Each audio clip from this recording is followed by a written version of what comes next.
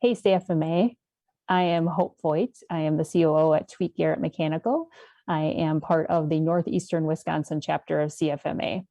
And I bet you are here to learn a little bit about how project managers manage scope.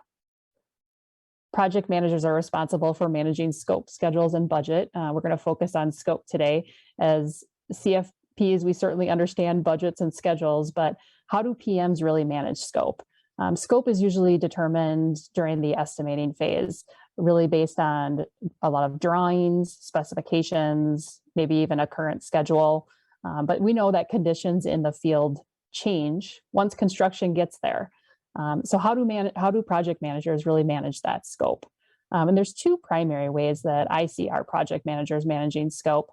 And the first one is really through a process called the RFI process. RFIs are requests for information.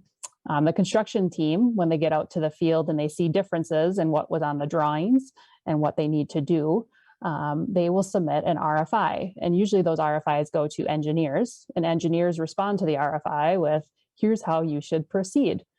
Sometimes that can result in a change request because the way that the project needs to get done now is different than the way we bid it. So the construction team then submits a request for contract revision based on new information.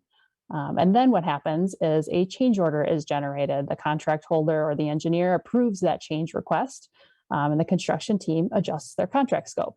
And generally speaking, as CFPs, we see that end result where the contract value is increased by that change order. The second way that project managers manage scope is really through construction bulletins.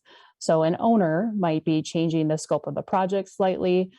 Perhaps they're getting different equipment than they had originally planned on. Perhaps there was an RFI from a different trade contractor that made the drawings change.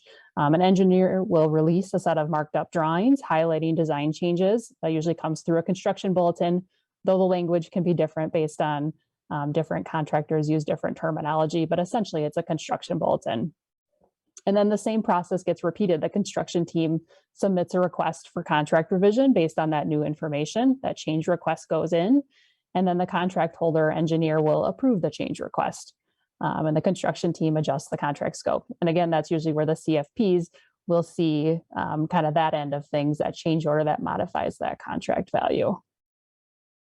So really through construction bulletins and RFIs, that's how a project manager manages scope.